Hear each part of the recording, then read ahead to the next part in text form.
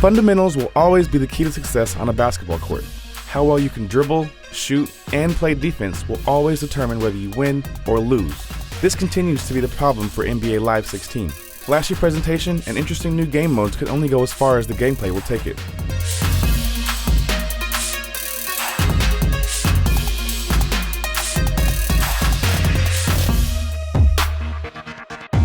Building on the graphical improvements from last year, NBA Live 16 continues to look great, especially up close. Updated skin textures and better lighting makes players look more realistic, but it seems like only the biggest names got the full face scanning treatment. The ones that did look fantastic, but some players just look a bit off. Additionally, only a few body types seem to be used for everybody, which results in some pretty inaccurate looking players.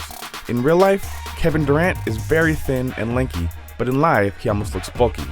Presentation has always been a high priority for EA Sports titles, and NBA Live 16 is no different. The ESPN license is used extremely well, giving the feeling that you're watching a live broadcast. Realistic arenas and lively crowds only add to the authenticity. Sadly, the real problems begin immediately after tip-off. To start, most players move identically to one another with stiff, cartoony animations. Notable input lag made the controls feel sluggish, which led to frustrating turnovers. Defense in NBA Live 16 feels like an afterthought. The advantages that ball handlers have over defenders is so significant, it makes playing defense feel pointless. Holding L2 is supposed to help your defender lock onto the player they're guarding, but proves ineffective since they can just run around you with little to no resistance anyways. The demoralizing sight of my AI teammates just standing around watching the uncontested dunks became uncomfortably familiar. Since playing defense isn't very effective or fun, a sort of shootout atmosphere emerged, where I would just let my opponent take open shots, knowing that I had to answer on the other end of the court. Not every aspect of the gameplay is bad, as there have been a few significant improvements. The new shot meter is a much cleaner, simpler way of shooting the ball.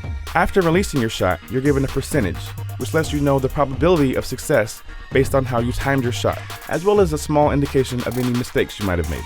Understanding how to shoot properly has never been more clear.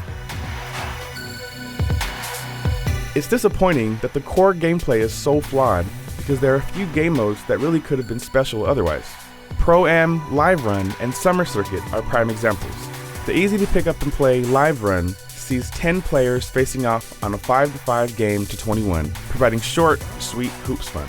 Summer Circuit, on the other hand, has more of a co-op feel, since you can group up with friends, playing on various real-world basketball courts like Rucker Park and Venice Beach against AI teams of increasing difficulty. The player you use in both Pro-Am modes is the same as your Rising Star, EA's version of 2K's My Player. Rising Star returns mostly unchanged, except for the ability to use the Game Face HD app, which allows you to use your phone to transfer your image into the game. While this seems like it could be cool if it worked, I was never able to make it look right, so I just ended up using a preset character. Finally, Dynasty Mode and Ultimate Team return with few noteworthy additions. New modes and features make NBA Live 16 a bit better than its predecessor, but the clumsy controls and unbalanced gameplay keeps greatness out of reach yet again.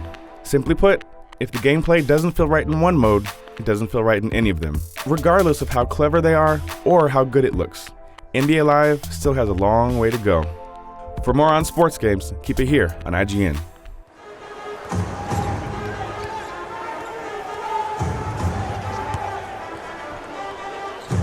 Throws it up high. The alley-oop finishes with the slam. And here's another look at that amazing dunk. Well worth the replay.